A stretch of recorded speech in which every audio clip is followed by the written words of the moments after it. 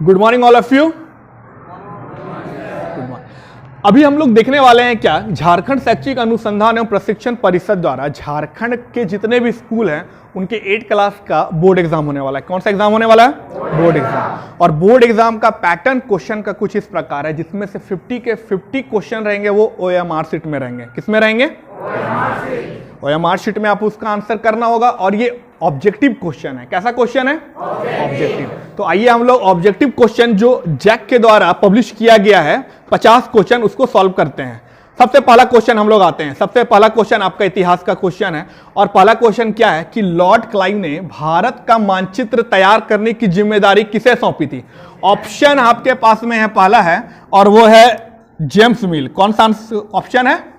James मिल है। दूसरा आपका ऑप्शन है वॉरेन हेस्टिंग। उसके बाद में तीसरा आपके पास में ऑप्शन है लॉर्ड कार्नवालिस और चौथा है जेम्स रेनेल। आंसर क्या है आपका? जेम्स रेनेल। बहुत बढ़िया। चलिए हम लोग दूसरे क्वेश्चन में आते हैं। याद करना है, ठीक है? आंसर क्या करना है? याद करना है। लॉर्ड क्लाइव ने भारत का मानचित्र तैयार करने की जिम्मेदारी किसे सौंपी थी? तो आंसर क्या है? जेम्स रेनेल। ठीक है, चलो आते हैं दूसरा क्वेश्चन में। अच्छा, दूसरा क्वेश्चन यहां पर क्या बोलता है कि इतिहास को सामान्यतः कितने कालखंडों में बांटा गया है? इतिहास को सामान्यतः कितने कालखंडों में बांटा गया है? 3। हमारे पास में ऑप्शन दिया हुआ है, ऑप्शन को भी जरा हम लोग चेक कर लेंगे, ठीक है? 5, 4, 2 और आपका लास्ट ऑप्शन है वो क्या है? 3। कितने कालखंडों में बांटा गया है? 3। तो आपका सही आंसर हो जाएगा 3। पहला जो खंड है वो कौन सा खंड है आपका? सबसे पहला खंड कौन सा है? सबसे पहला जो खंड है इतिहास का वो कौन सा खंड है? 3 खंड में बांटा गया है ना। पहला खंड है प्राचीन। कौन सा है? प्राचीन युग। दूसरा क्या है? मध्य युग। और तीसरा कौन सा है? आधुनिक युग। समझ में आ गई बातें? चलो ठीक है, अब हम लोग क्वेश्चन को आगे बढ़ाते हैं और हम आते हैं तीसरे क्वेश्चन में। तीसरा क्वेश्चन क्या बोलता है कि फोर्ट विलियम किला किस शहर में बनाया गया है? फोर्ट विलियम किला किस शहर में बनाया गया? ऑप्शन आपके पास में है, पहला आपके पास में है सूरत, आपका पास दूसरा ऑप्शन है मद्रास, तीसरा ऑप्शन है कलकत्ता और चौथा ऑप्शन है कालीकट। कौन सा ऑप्शन सही है आप बताइएगा? इसका सही ऑप्शन है कलकत्ता। कलकत्ता में फोर्ट विलियम किला शहर कलकत्ता शहर में बनाया गया था। ठीक है, यहां तक क्लियर है? चलो हम लोग आगे बढ़ते हैं समय को बिना गवाए हुए। अच्छा, हमारे पास में नेक्स्ट क्वेश्चन है। अरे बाप रे, ये बहुत बहुत सुंदर क्वेश्चन है। और वो क्या है कि tiger of Mysore, tiger of Mysore किसे कहा जाता है? टाइगर ऑफ मैसूर किसे कहा जाता है? ऑप्शन देख लेते हैं। हैदर अली, मीर जाफर, टीपू सुल्तान या सिराजुद्दौला। किसको कहा जाएगा? क्या बात है, बहुत बढ़िया। टीपू सुल्तान को कहा जाता है टाइगर ऑफ मैसूर। ओके, उसके बाद हम लोग नेक्स्ट क्वेश्चन पे जाते हैं। और नेक्स्ट क्वेश्चन आता है कि भारत में अंग्रेजों द्वारा किस फसल की खेती किसानों से जबरन कराई जाती थी? किसानों से जबरन कराई जाती थी भारत में अंग्रेजों द्वारा खेती। पहला ऑप्शन है धान, दूसरा है नील, तीसरा है आपके पास में गन्ना और चौथा है आपके पास में गेहूं। किसकी खेती करवाई जाती थी? नील की खेती करवाई जाती थी। किनके द्वारा करवाई जाती थी? अंग्रेजों के द्वारा करवाई जाती थी। बहुत बढ़िया। चलिए हम लोग आते हैं नेक्स्ट क्वेश्चन में। नेक्स्ट क्वेश्चन पूछता है कि संथाल, मुंडा और उरांव किस राज्य की प्रमुख जनजाति है? संथाल, मुंडा और उरांव किस राज्य की प्रमुख जनजाति है? उसमें से पहला आपके पास आता है ऑप्शन उत्तर प्रदेश, बिहार, हिमाचल प्रदेश और लास्ट ऑप्शन है झारखंड। किस राज्य की ये प्रमुख जनजाति है बताइएगा? और आप उसी प्यारे झारखंड में क्या करते हैं? रहते हैं। क्या बात है, बहुत सुंदर। आइए हम लोग आते हैं आगे क्वेश्चन। और नेक्स्ट क्वेश्चन 7वां नंबर है। और 7वां नंबर में क्वेश्चन है इस प्रकार से कि भारत में पहला सूती कपड़ा मिल कहां स्थापित की गई थी? भारत में पहला सूती कपड़ा मिल कहां स्थापित की गई थी? ऑप्शन क्या बोल रहा है? पहला बोलता है बंबई, दूसरा क्या बोलता है? सूरत, तीसरा क्या बोलता है? बंगाल और चौथा क्या बोलता है? मद्रास। सही आंसर क्या होगा इसका? बंबई। सही आंसर है बंबई। और बंबई को आज किस नाम से जाना जाता है? मुंबई नाम से जाना जाता है। क्या बात है, बहुत बढ़िया। आइए हम लोग नेक्स्ट आगे क्वेश्चन की ओर बढ़ते हैं। Question number 8। क्वेश्चन नंबर 8 में क्या बोलता है क्या कि इनमें से कौन 1857 ईस्वी की क्रांति से संबंधित है? इसमें से कौन 1857 ईस्वी की क्रांति से संबंध है? तो पहला है आपका सुभाष चंद्र बोस, सेकंड है भगत सिंह और सी है मंगल पांडे और डी है बिरसा मुंडा। तो कौन है जो 1857 क्रांति से संबंध है? मंगल पांडे। कौन संबंधित है? मंगल पांडे। चलिए बहुत बढ़िया, आप लोग मंगल पांडे के बारे में जानते हैं ना? ओके, चलिए हम लोग क्वेश्चन आगे जाते हैं, क्वेश्चन नंबर 9 में। क्वेश्चन नंबर 9 इस प्रकार से है, 1857 ईस्वी के विद्रोह का तत्कालिक कारण क्या था? अच्छा, हिस्ट्री में आप लोग पढ़ चुके हैं सब चीज ना, हिस्ट्री में पढ़ चुके हैं। 1857 ईस्वी के विद्रोह का तत्कालिक कारण क्या था? पहला है दाढ़ी रखने की मनाही, दूसरा है, पहला है कौन सा है? दाढ़ी रखने की मनाही, और दूसरा क्या है? छुट्टी नहीं मिलना, और तीसरा युद्ध वास्ते विदेश जाना, और चौथा है चर्बी वाले कारतूस का अफवाह। तो इसका सही आंसर होगा चर्बी वाले कारतूस का अफवाह। ठीक है, चलिए अब हम लोग आगे बढ़ते हैं क्वेश्चन नंबर 10 में। आई होप से यहां तक आप लोग को समझ में आ रहा होगा, सारा चीज दिमाग में बैठते जा रहा है ना? ठीक है, ये हम लोग इसलिए करना है क्योंकि एग्जाम में इसी पैटर्न के साथ क्वेश्चन आएगा। ठीक है, एग्जाम में इसी पैटर्न के साथ क्या आने वाला है? आपका क्वेश्चन आने वाला। ओके, चलिए हम लोग नेक्स्ट क्वेश्चन पे आते हैं, और नेक्स्ट क्वेश्चन हमारा है, और वह 1857 ईस्वी के विद्रोह का तत्कालिक कारण क्या था? वो हो चुका था हमारा ना? क्या बात है, उसे हम लोग क्या कहेंगे? चर्बी वाले कारतूस का अफवाह। अच्छा, उसके बाद है क्वेश्चन नंबर 10, किस दस्तावेज को भारतीय शिक्षा का मैग्ना कार्टा कहा जाता है? किस दस्तावेज को भारतीय शिक्षा का मैग्ना कार्टा कहा जाता है? पहला 1835 का शिक्षा अधिनियम, दूसरा है वुड्स डिस्पैच, सी है 1 और 2, और डी है इनमें से कोई नहीं। आंसर क्या होगा? Woods dispatch. वुड्स डिस्पैच को भारतीय शिक्षा का क्या कहा जाता है? Magna carta. मैग्ना कार्टा के बारे जब आप लोग हायर स्टडी करोगे तब उसके बारे और थोड़ा विस्तृत रूप से पढ़ोगे। ठीक है, फिलहाल हम 8 क्लास पास कर लेते हैं, 8 क्लास पास कर लेते हैं ना? चलो बहुत बढ़िया। 8 क्लास पास करने के लिए अगला क्वेश्चन आपके पास में है क्वेश्चन नंबर 11, और क्वेश्चन नंबर 11 है आपका, शांति निकेतन की स्थापना किसने की? शांति निकेतन की स्थापना किसने की? पहला ऑप्शन है रविंद्रनाथ टैगोर, दूसरा ऑप्शन है मदर टेरेसा, और तीसरा है महात्मा गांधी, और चौथा है इनमें से कोई नहीं। तो इसका सही आंसर क्या होगा? सही आंसर होगा रविंद्रनाथ टैगोर, जिन्होंने शांति निकेतन की क्या की? स्थापना की। आओ नेक्स्ट क्वेश्चन आते हैं, बेटी बचाओ बेटी पढ़ाओ कार्यक्रम की शुरुआत कब की गई? बेटी बचाओ बेटी पढ़ाओ, बेटी बचाओ बेटी पढ़ाओ कार्यक्रम की शुरुआत कब की गई? तो पहला ऑप्शन है 22 जनवरी 2015, 22 जनवरी 2020, 2 अक्टूबर 2020, 1 जनवरी 2000। तो इसका सही आंसर क्या होगा? 22 जनवरी 2015। 22 जनवरी 2015 को बेटी बचाओ बेटी पढ़ाओ कार्यक्रम की शुरुआत भारत में की गई। समझ में आ गई बातें? जिसके अंतर्गत बेटियों को पढ़ाने के लिए समाज के द्वारा और परिवार के द्वारा प्रेरित किया जाता है कि आप जाके क्या करें? पढ़ाई करें और आगे बढ़े। यह भारत सरकार की एक योजना है। चलिए ठीक है, हम लोग आगे बात करते हैं, क्वेश्चन नंबर 13 में बात करते हैं। क्वेश्चन नंबर 13 क्या बोलता है कि इनमें से कौन समाज सुधारक ने अपने पुत्र की शादी एक विधवा से करके एक मिसाल पेश की? इनमें से कौन समाज सुधारक ने अपने पुत्र की शादी एक विधवा से करके एक मिसाल पेश की? ऑप्शन आपके पास में क्या है? राजा मोहन रॉय, दूसरा है ज्योतिराव फुले, तीसरा है ईश्वर चंद्र विद्यासागर, उसके बाद में चौथा है हरविलास शारदा। इसका सही आंसर क्या होगा?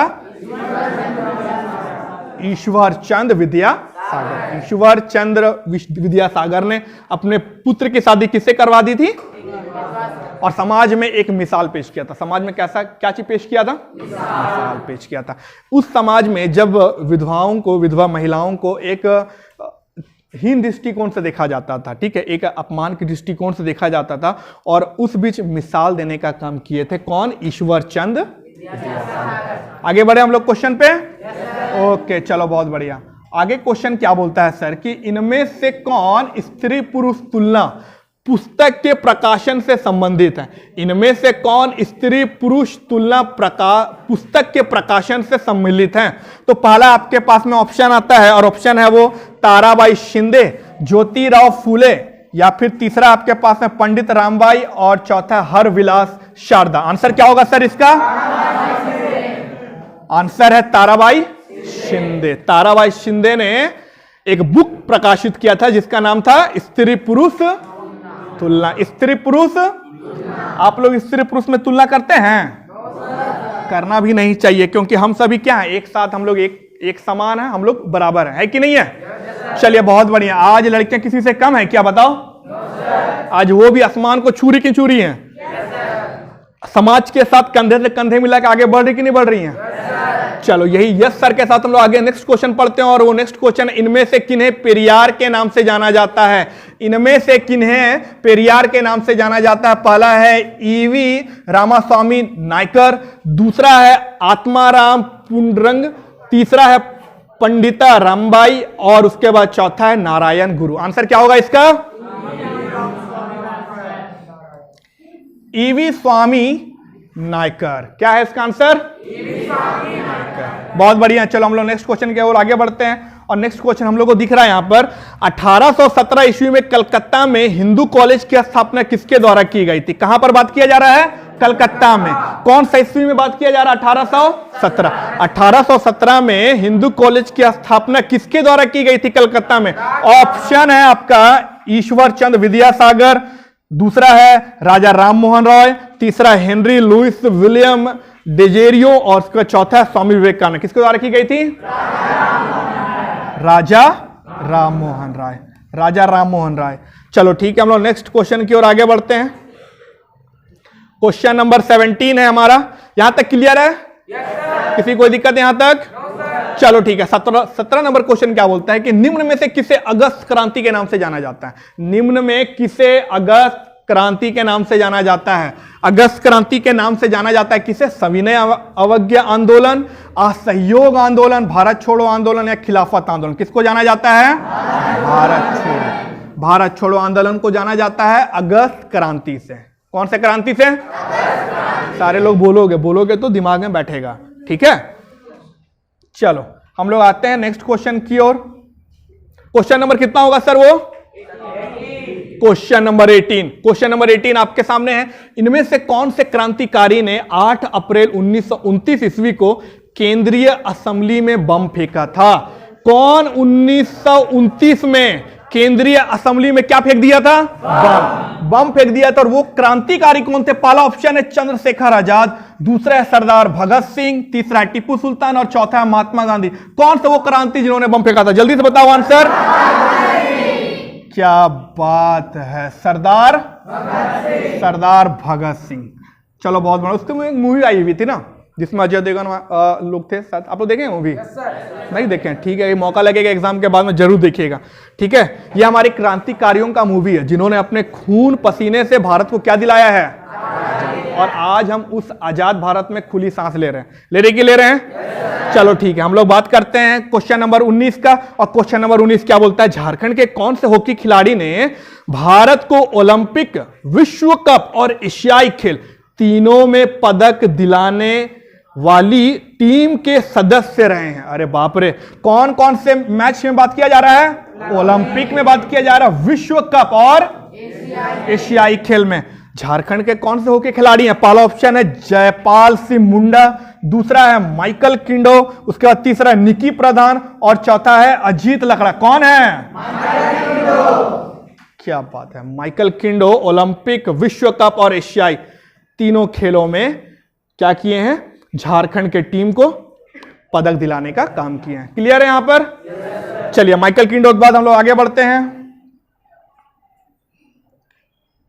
और हमारे पास में आता है 20वां नंबर क्वेश्चन। और बड़ा बेहतरीन क्वेश्चन है, जरा सोच के आंसर देना। ठीक है, देखो यहां पर क्वेश्चन को बड़ा बढ़िया से पढ़ना होगा हम लोगों को। और क्या है वो कि पवन चक्की किस प्रकार के संसाधन का उदाहरण है? पवन चक्की के बारे में बात किया जा रहा है। किसके बारे में बात किया जा रहा है? पवन चक्की किस प्रकार का संसाधन का उदाहरण है? तो पहला बोलता है अनवीकरणीय, दूसरा बोलता है नवीकरणीय, तीसरा बोलता है मानव निर्मित संसाधन और चौथा बोलता है संभाव्य संसाधन। कौन सा संसाधन का उदाहरण है भाई ये? मानव निर्मित संसाधन है या भगवान बना के भेजता है पवन चक्की? मानव निर्मित संसाधन है। चलिए आपके आंसर को लॉक कर दिया जाए और इसी के साथ हम लोग नेक्स्ट क्वेश्चन की ओर बढ़ते हैं। Question number 21। और क्वेश्चन नंबर 21 में सवाल इस प्रकार है कि भारत के अंतरिक्ष एजेंसी इसरो द्वारा अभी हाल ही में कौन सा मिशन चंद्रमा पर सफलतापूर्वक चंद्रमा पर भेजा गया? ठीक है, कौन सा मिशन चंद्रमा पर सफलतापूर्वक कहां भेजा गया? अरे चांद पर भेजा गया। उसमें से पहला ऑप्शन है चंद्रयान 2, अग्नि 2, चंद्रयान 3 या आदित्य। कौन सा भेजा गया? क्या बात है, चंद्रयान 3। अब लोग आगे बढ़े, क्लियर है यहां तक? अच्छा, उसी से जुड़ा हुआ एक अगला क्वेश्चन है कि चंद्रमा के दक्षिणी ध्रुव पर पहुंचने वाला पहला देश कौन है? तो पहला ऑप्शन है अमेरिका, दूसरा है चीन और तीसरा है भारत और चौथा है रूस। कौन सा ऐसा देश है जो चंद्रमा के दक्षिणी ध्रुव पर सबसे पहले पहुंचा है? भारत। भारत सबसे पहला देश है जो चंद्रमा के दक्षिणी ध्रुव पर पहुंचा। दक्षिणी ध्रुव पता है? हम लोग बात करें तो उत्तरी ध्रुव दक्षिणी ध्रुव के बारे में, दक्षिणी ध्रुव सब दिमाग में आ रहा है? चलो ठीक है, अब हम लोग आगे बढ़ते हैं। अरे आप लोग का 22 नंबर आ चुका है अभी तक ना? एक नंबर छूटेगा किसी का? एक नंबर भी नहीं छूटेगा किसी का। चलिए 23वां नंबर में आते हैं हम लोग। 23वां नंबर में क्वेश्चन क्या बोलता है कि इनमें से कौन मृदा के निम्नीकरण में सहायक है? इनमें से कौन मृदा के निम्नीकरण में सहायक है? यानी कि निम्नीकरण का मतलब होता है क्या? नहीं कि मिट्टी की उपजाऊ शक्ति कम हो जानी। मिट्टी की उपजाऊ शक्ति क्या होना? कम हो जाना। तो ऐसा कौन कौन सा कारक है जिससे मिट्टी की उपजाऊ शक्ति कम होती है? तो पहला है वनोन्मूलन। वनोन्मूलन मतलब कि पेड़ों का कटाई, ठीक है। दूसरा है रासायनिक उर्वरकों का अत्यधिक प्रयोग, आप समझ रहे हैं। तीसरा है अतिचारण और चौथा है उपयुक्त सभी।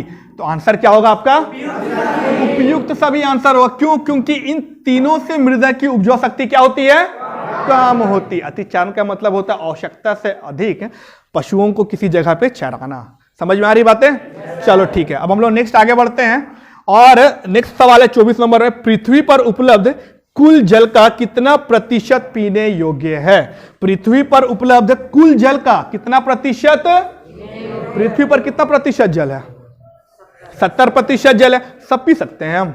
नहीं पी सकते हैं। अरे बाप रे, कभी अधिक पानी इतना जो बहुत खारा है, जिसको पिएंगे तो फिर हमारा जो डाइजेस्टिंग सिस्टम पूरा बॉडी क्या हो जाएगा? तहस नहस हो जाएगा। इसलिए पीने वाला हमारे पास में जो जल है ना वो बहुत कम, और वो कितना प्रतिशत है?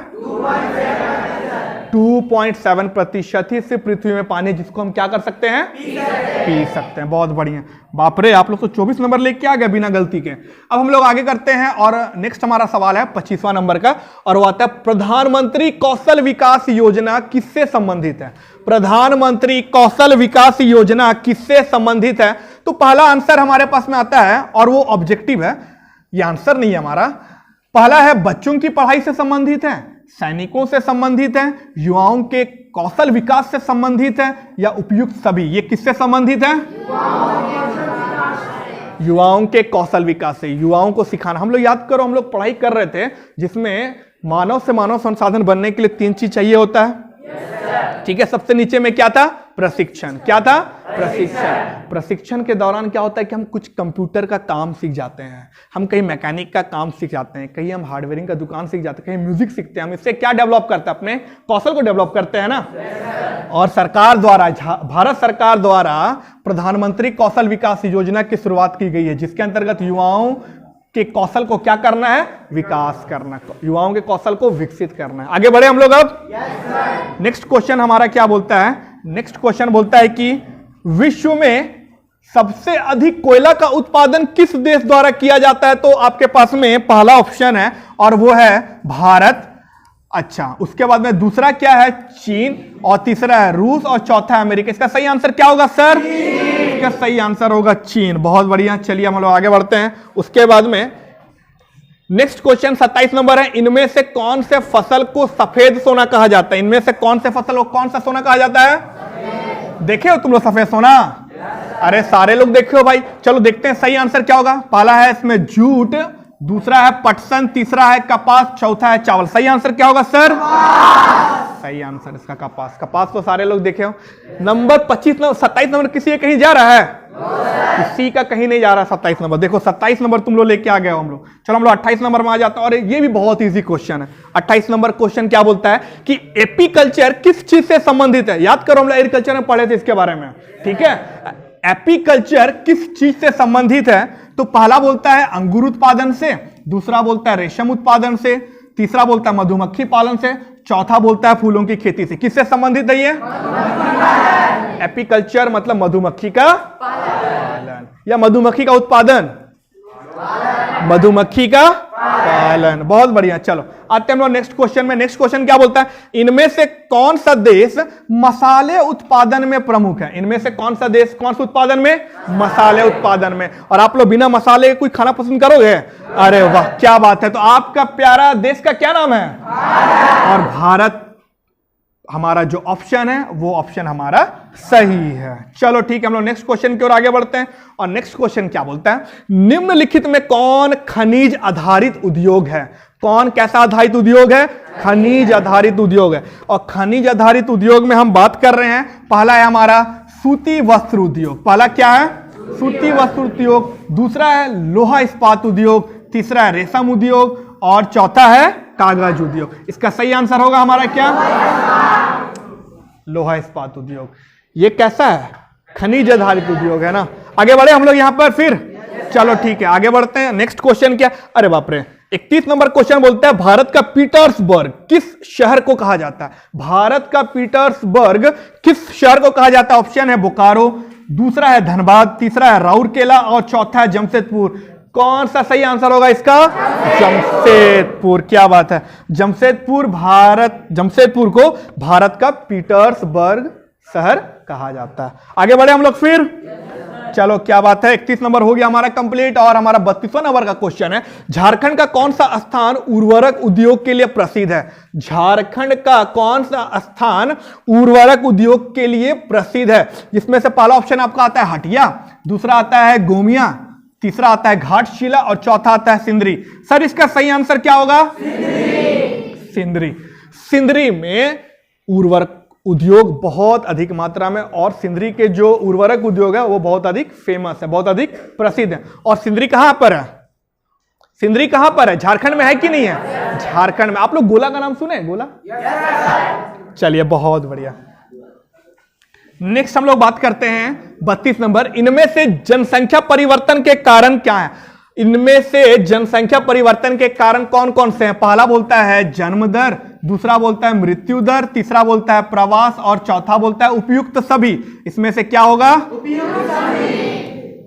जनसंख्या परिवर्तन को तीनों प्रभावित करती हैं। जन्म दर भी प्रभावित करता है, मृत्यु दर भी प्रभावित करता है और प्रवास भी प्रभावित करता है। तो हमारा आंसर क्या हो जाएगा? उपयुक्त सभी हो जाएगा। ओके चलो हम लोग नेक्स्ट क्वेश्चन की ओर आते हैं। और नेक्स्ट क्वेश्चन क्या बोलता है? आजादी के बाद भारत ने किस तरह की शासन पद्धति को अपनाया? आजादी के बाद भारत ने किस प्रकार की शासन पद्धति को अपनाया? पहला बोलता है क्या चीज? राजतंत्रात्मक शासन पद्धति, दूसरा बोलता है संसदीय शासन, तीसरा बोलता है अध्यक्षीय शासन पद्धति और उपरोक्त सभी। इसका आंसर क्या होगा? संसदीय शासन। संसदीय शासन। और भारत में संसद आप लोग जान रहे हैं ना, जिसको विस्टा के नाम से जाना जाता है। अभी हाल फिलहाल में हमारे प्रधानमंत्री जी के द्वारा उसको उद्घाटन किया गया था। ठीक है। अच्छा, जो संसद है वो 3 चीज से मिलकर बना हुआ होता है। किससे मिलकर बना हुआ होता है? 3 चीज से। पहला आपका क्या है? लोकसभा, दूसरा राज्यसभा और तीसरा राष्ट्रपति। चलो बहुत बड़े, हम लोग आगे बढ़े फिर। आप लोग का 34 नंबर आ चुका है यहां पर। अच्छा 35वां नंबर का जो क्वेश्चन है वो बहुत बेहतरीन क्वेश्चन है, बहुत अच्छा क्वेश्चन। जरा इधर ध्यान देंगे, ठीक है। 35 नंबर का क्वेश्चन क्या बोलता है कि भारतीय संविधान द्वारा अपने नागरिकों को कितने तरह का मौलिक अधिकार दिया गया है? बात किसके बारे में किया जा रहा है? मौलिक अधिकार के बारे में। तो कितने तरह का मौलिक अधिकार दिया गया? पहला ऑप्शन है 5, दूसरा है 10, तीसरा है 6 और चौथा है 4। कितने प्रकार का मौलिक अधिकार दिया गया है सर? एक्चुअली में पहले मौलिक अधिकार 7 हुआ करते थे, ठीक है, 7 हुआ करते थे, मगर अब कितना है? 6 हैं। उसमें से एक संपत्ति के अधिकार को मौलिक अधिकार में से हटा दिया गया। आगे बढ़े हम लोग फिर यहां से।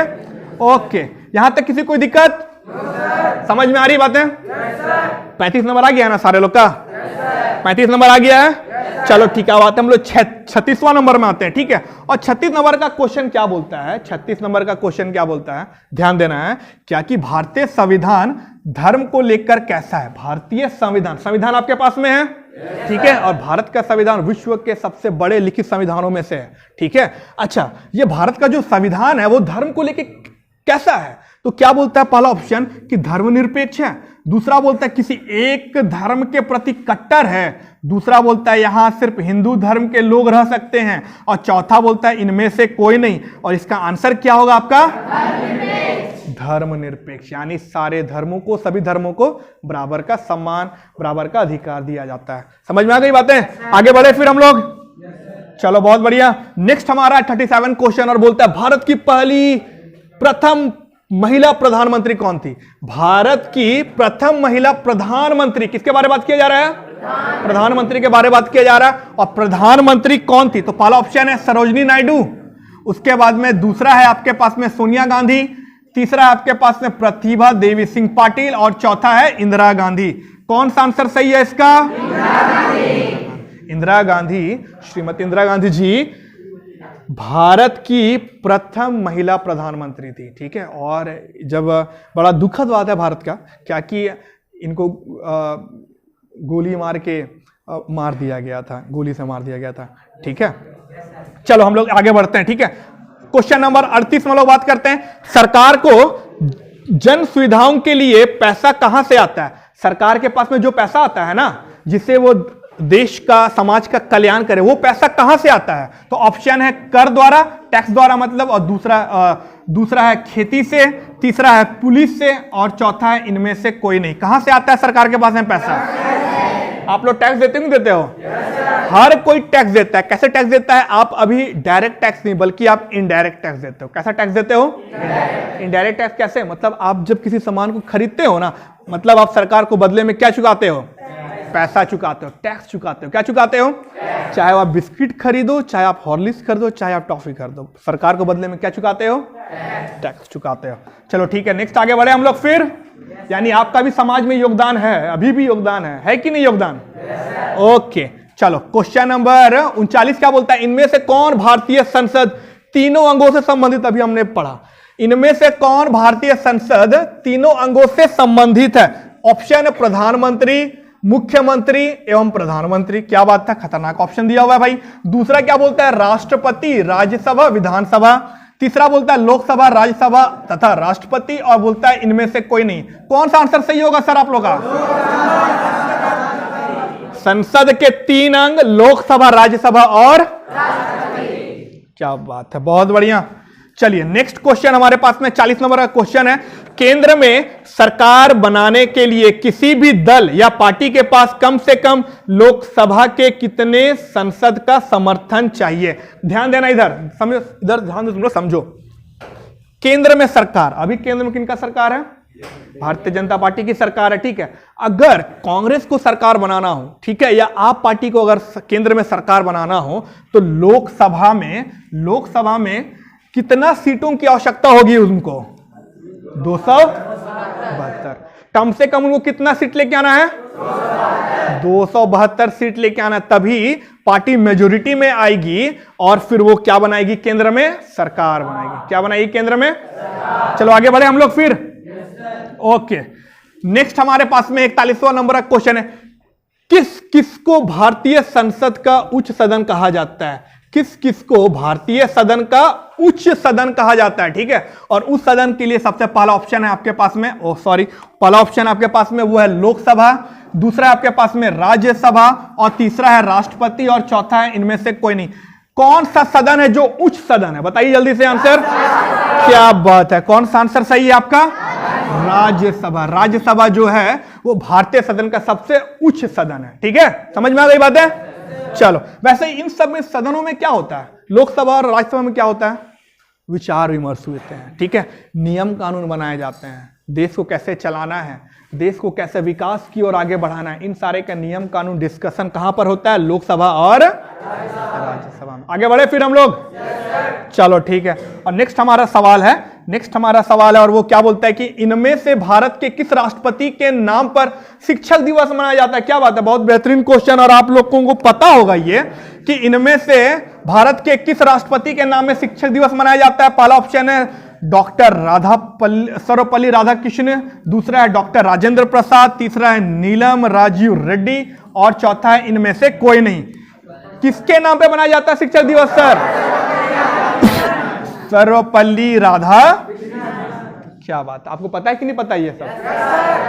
वैसे शिक्षक दिवस कब मनाया जाता है सर? कंफर्म है ना? आगे पीछे नहीं किया जा सकता है? चलिए आपकी बातों को मानते हुए आगे बढ़ते हैं और क्वेश्चन नंबर है 43। ठीक है, 43 क्वेश्चन बोलता है क्या कि इनमें से किस संस्था का काम, इनमें से किस संस्था का नाम, इनमें से किस संस्था का काम देश के नागरिकों के लिए कानून बनाने का है? इनमें से किस संस्था का काम देश के नागरिकों के लिए कानून बनाने का है? पहला ऑप्शन क्या बोलता है कि सुप्रीम कोर्ट, दूसरा बोलता है हाई कोर्ट, तीसरा बोलता है निर्वाचन आयोग और चौथा बोलता है संसद। कौन सा संस्था है जो कानून बनाता है? बताओ जल्दी से। संसद बनाता। हम लोग अभी पढ़े ना, राज्यसभा और लोकसभा। ये क्या बनाने का काम करता है? कानून बनाने का काम करता है ये लोग, और कानून को लागू करने का काम भी करता है। अब हम लोग आते हैं नेक्स्ट क्वेश्चन पे, वो है झारखंड राज्य से कितने सांसदों का चुनाव लोकसभा के लिए होता है? ध्यान देना इधर, अभी लोकसभा चुनाव होने वाला है। ठीक है, लोकसभा चुनाव होने वाला, इसलिए ये क्वेश्चन आप लोग को आना ही चाहिए। ठीक है, और ये क्वेश्चन मतलब बहुत अधिक चांसेस है कि आपके बोर्ड एग्जाम में आ जाए। ठीक है, इसलिए ध्यान दीजिएगा। झारखंड राज्य से कितने सांसदों का चुनाव लोकसभा के लिए होता है? पहला ऑप्शन है आपके पास में 6, दूसरा है बी 10, सी है 82 और डी है 14। कितने सांसद का चुनाव होता है लोकसभा के लिए? 14 सांसद जो हैं उनका चुनाव होता है लोकसभा के लिए। आगे बढ़े हम लोग फिर, क्या बात है। 44 नंबर आ गया आप लोग का। 45 नंबर क्वेश्चन बोलता है झारखंड उच्च न्यायालय की स्थापना कब? देश में बोल रहा है कि देश में हाईकोर्ट की जो कुल संख्या है वो कितनी है? ऑप्शन पहला है 24, दूसरा बोलता है 16, बी बोलता है 22 और डी बोलता है 14। कितना होगा? 24। देश में हाईकोर्ट की संख्या कितनी है सर? 24 है। चलो बहुत बढ़िया, हम लोग आगे बढ़े। 46 नंबर क्वेश्चन, और आपके पास में बस कुछ ही क्वेश्चन बचे और आपका 50 नंबर आ जाएगा। आइए 47 नंबर क्वेश्चन क्या बोलता है? FIR। सुने FIR का मतलब आप लोग? खुदा ना खास्ता कभी ऐसा हो कि आपके ऊपर में FIR हो। ठीक है, क्योंकि आप कैसे देश के नागरिक हैं? भारत देश के नागरिक। और आप अच्छे नागरिक हैं कि नहीं है? आप बहुत अच्छे नागरिक हैं, और अच्छे नागरिकों पर कभी FIR नहीं होता है। FIR का फुल फॉर्म क्या होता है यहां पूछा जा रहा है। पहला है आपका फर्स्ट इंफॉर्मेशन रिपोर्ट, दूसरा बोलता है फर्स्ट इन्वेस्टिगेशन रिपोर्ट, तीसरा बोलता है फर्स्ट फॉर्मेशन रिपोर्ट और चौथा बोलता है इनमें से कोई नहीं। कौन सा आंसर सही होगा? फर्स्ट इंफॉर्मेशन रिपोर्ट होगा। चलो बहुत बढ़िया। उसके बाद में 48 नंबर क्वेश्चन है, वैसे समुदाय जो गरीबी अशिक्षा के कारण विकास से पीछे छूट जाते हैं, ऐसे समुदाय के लिए कौन सा शब्द प्रयुक्त किया गया है? ऐसे समुदाय जो गरीबी अशिक्षा और विकास से क्या छूट जाते हैं? पीछे छूट जाते हैं, उनको किस नाम से पुकारा जाता है? तो पहला ऑप्शन बोलता है सामाजिकरण, दूसरा बोलता है हास्यकरण, तीसरा बोलता है स्पृश्यता और चौथा बोलता है इसमें से कोई नहीं। सही आंसर क्या होगा सर इसका?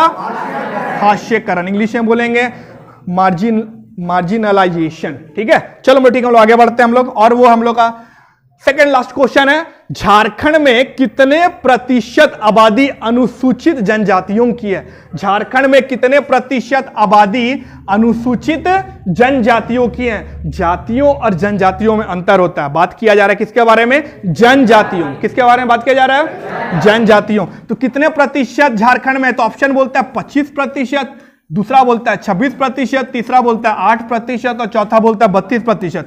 कौन सा आंसर सही होगा आपका? 26% जनसंख्या अनुसूचित जनजातियों की है। कहां पर है? झारखंड। अरे बाप रे, 50 नंबर से आप लोग 1 नंबर पीछे हैं। 50वां नंबर ले ले हम लोग? 50 नंबर ले ले। मगर ये 50 नंबर लेने के लिए आपको मेहनत करना पड़ेगा, आपको पढ़ाई करना पड़ेगा। और हमेशा याद करिएगा क्या कि जो आज के डेट में खर्च हुआ है, कल के डेट में गूगल में सर्च हुआ है। समझ में आया कि नहीं आया बात? तो चलिए 50वां नंबर का क्वेश्चन क्या बोलता है कि सरकार द्वारा बालिकाओं की समृद्धि से संबंधित योजना कौन है? सरकार द्वारा बालिकाओं की समृद्धि से संबंधित योजना कौन सी है? पहला बोलता है प्रधानमंत्री उज्ज्वला योजना, दूसरा बोलता है सुकन्या समृद्धि योजना, तीसरा बोलता है प्रधानमंत्री जीवन ज्योति योजना और चौथा बोलता है प्रधानमंत्री सुरक्षा बीमा योजना। कौन सा आंसर सही है सर? सुकन्या समृद्धि योजना। तो इस प्रकार 50 नंबर हमारा आ गया है। आप सबों को बहुत बहुत धन्यवाद।